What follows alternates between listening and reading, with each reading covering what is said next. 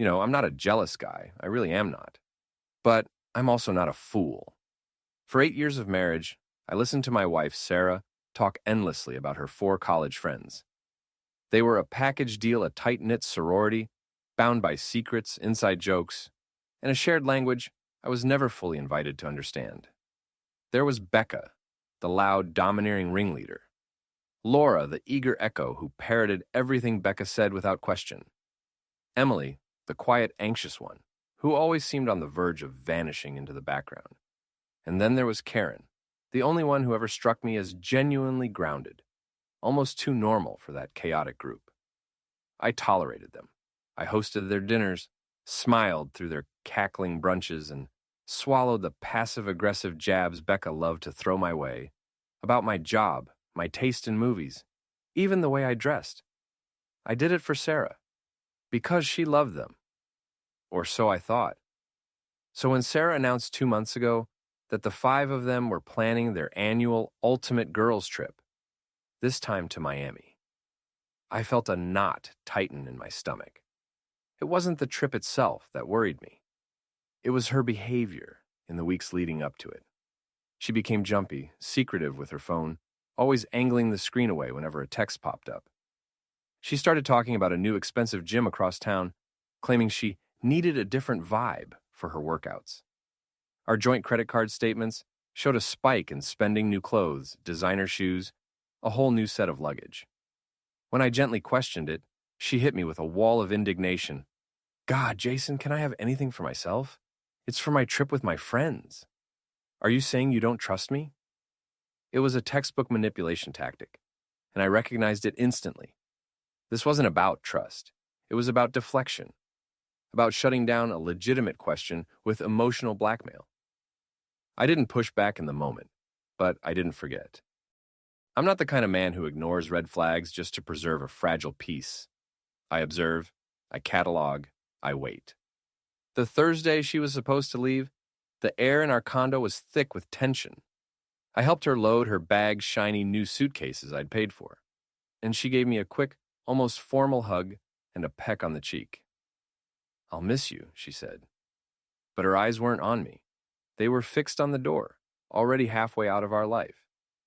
Have fun, I replied, voice carefully neutral. Be safe. The moment the door clicked shut behind her, an unnatural quiet settled over the apartment. It wasn't peace. It was the eerie, breathless calm before a storm. I had a feeling, a deep, gut-level certainty that this trip was a turning point.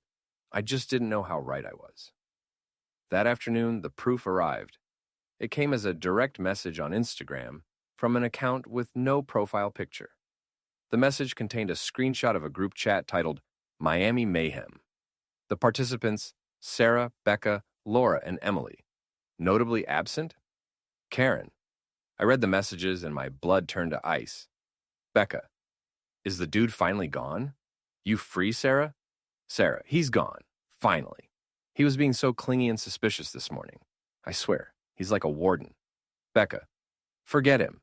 Alex is going to make you forget his name in about 5 minutes. Sarah. LOL.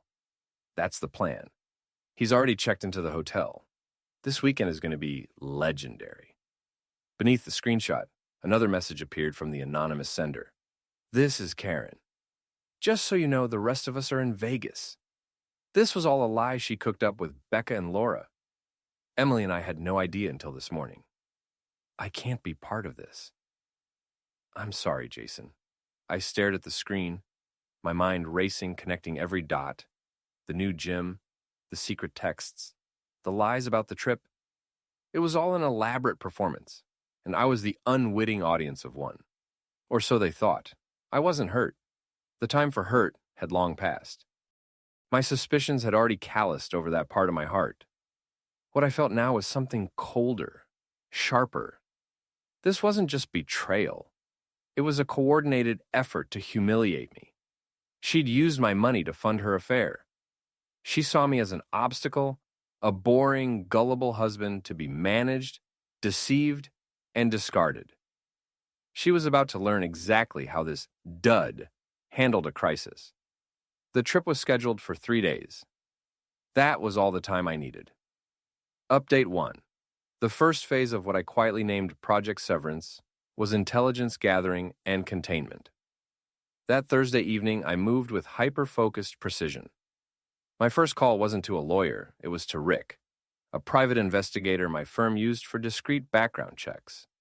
I gave him the name Alex, the name of Sarah's new gym, and the Miami location.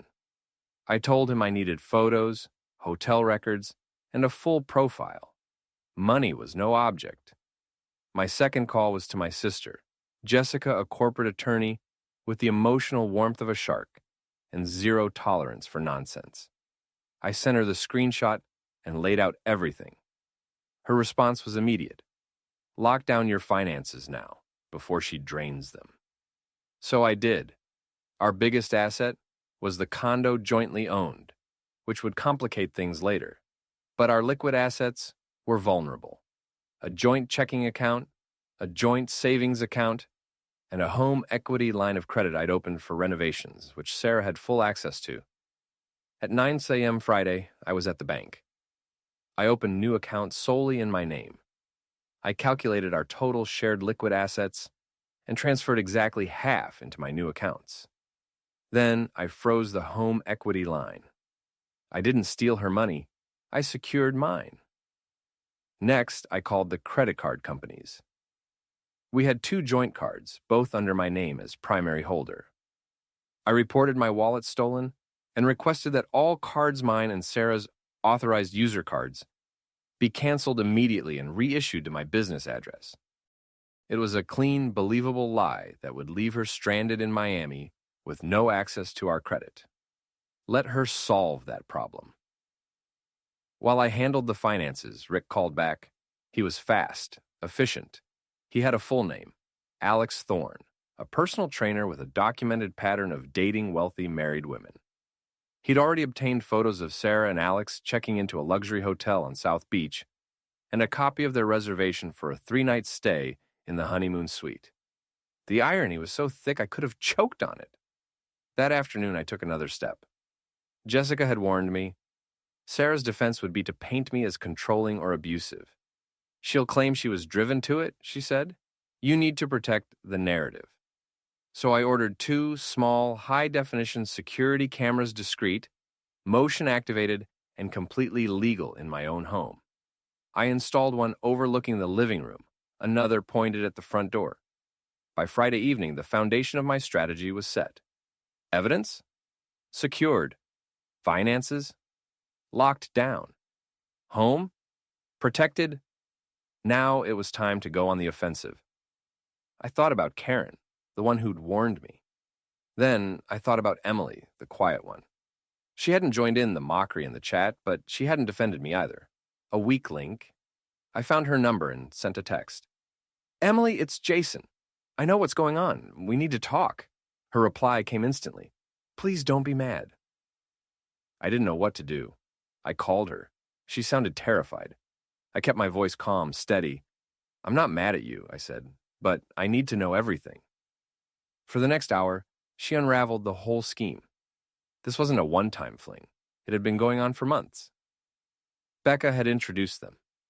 The girls' trip was a deliberate, premeditated weekend with Alex funded by my money. Sarah and Becca had been mocking me behind my back for weeks, calling me old-fashioned, boring, predictable. Sarah had even been talking about leaving me, but wanted to wait until the real estate market peaked so she could maximize her cut of the condo sale. She'd consulted a lawyer about alimony, aiming to bleed me dry. Then Emily dropped the bombshell that changed everything. Sarah had been complaining for months about her father's failing business. About 3 months ago, she'd mentioned co-signing a major loan for him and had used our condo as collateral. A cold dread flooded my chest. I had never signed any loan. I'd never even seen the paperwork. I ended the call, promising to shield Emily as much as possible, then tore through our home office files. An hour later, I found it tucked inside a folder of old tax returns. A $200,000 business loan agreement. Co-signed by Sarah and her father, and my signature? Forged. Without a doubt. The betrayal wasn't just emotional, it was criminal. This wasn't cheating. This was fraud. And now I had the weapon I needed not just to end the marriage, but to dismantle her entire fabricated reality. The final pieces of the plan snapped into place. All day Saturday, I met with my lawyer, Marcus Thorne, a man who looked less like an attorney and more like a bulldog who'd just smelled blood. When I showed him the forged document, a slow, predatory smile spread across his face. "Well now," he said, "this changes things. This changes everything." Update 2. The trap was set for Sunday evening. Sarah's flight was due at 7:00 p.m. At 5:00 p.m., a process server arrived at the condo, a broad-shouldered man who looked like he moonlighted as a nightclub bouncer. I handed him a thick envelope containing 2 documents. 1.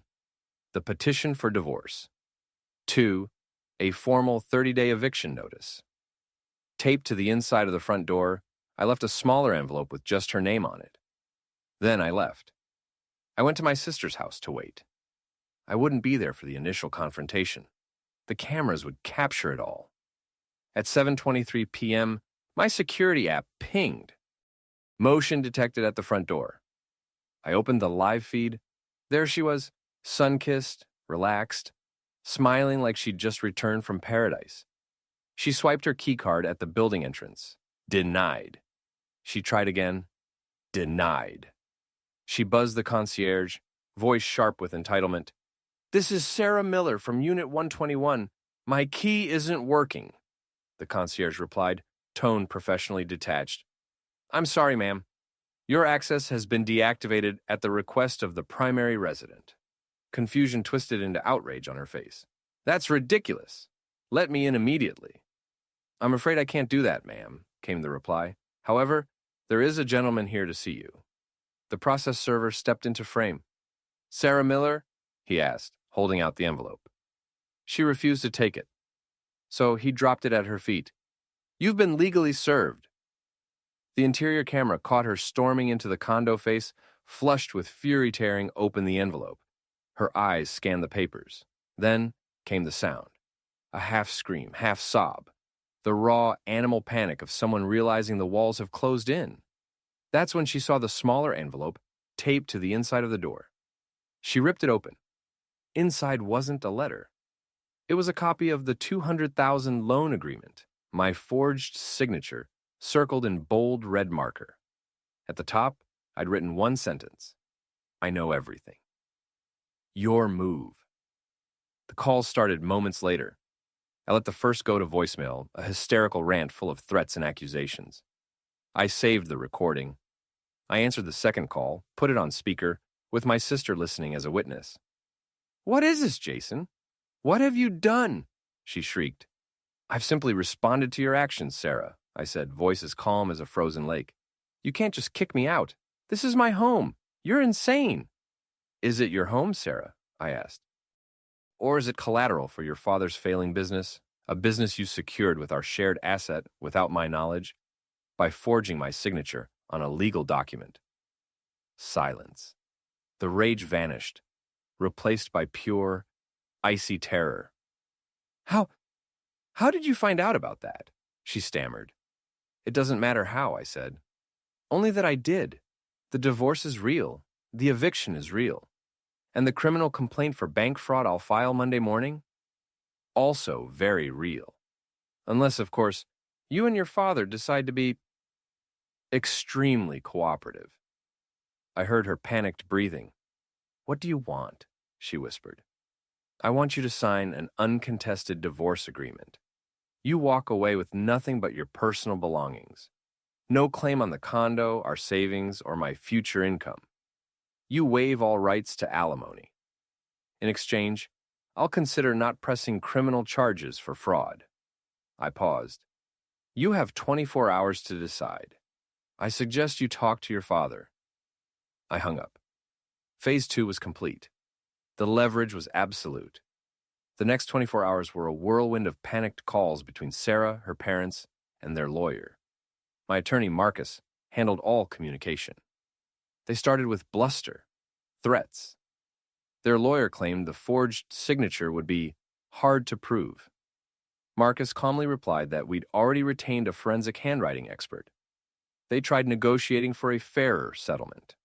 Mark has informed them that any deviation from our terms would trigger a full criminal investigation, one that would not only land Sarah in serious legal jeopardy, but likely bankrupt her father and destroy his reputation. By Monday afternoon, they folded. Sarah signed the agreement, her hand trembling so badly she could barely hold the pen. She agreed to everything. She left with only the boxes I'd packed for her. The fallout with her friends was just as swift. Karen and Emily having shown a shred of conscience-cut all ties with Sarah, Becca, and Laura. The story spread through their social circle. The fake trip, the affair, the bank fraud. Sarah became a pariah. Even Becca and Laura, her loyal co-conspirators, were ostracized. No one wanted to be associated with that level of toxicity. Final update. It's been a year now. The divorce was finalized in record time. Per our agreement, Sarah's name was removed from the deed, and I bought out her half of the condo's equity. The money she received was immediately swallowed by her father's mounting debts. His business collapsed soon after a casualty of scandal and his own recklessness. From what I've heard, Sarah's relationship with her parents is fractured beyond repair. They blame her for the public shame and financial ruin. Last I heard, she's living in a small apartment rented by her parents, working a full-time office job, a far cry from the life of leisure she'd planned with Alex. Speaking of Alex, he vanished the moment the scandal broke. He wanted a wealthy mistress, not a disgraced, broke divorcee. A few months ago, I attended a charity gala sponsored by my company. I was chatting with colleagues when I saw her across the room, Sarah, with her mother, who was clearly trying to claw her way back into social relevance. Sarah looked tired, bitter. Our eyes met. For a split second, I saw the old hatred flare. But beneath it, something else. Defeat. She looked away first. My revenge wasn't a single explosive act. It was a quiet, methodical dismantling of a life built on lies. I used her own deception, her own greed, as the tools of her undoing. She thought she was playing a game, but she was playing against an opponent who'd already read the rulebook and seen every hidden move. She didn't just lose a marriage, she lost her home, her friends, her financial security, the future she believed she was entitled to. And she has no one to blame but herself. The quiet in my condo is no longer eerie. It's peaceful, and it's mine.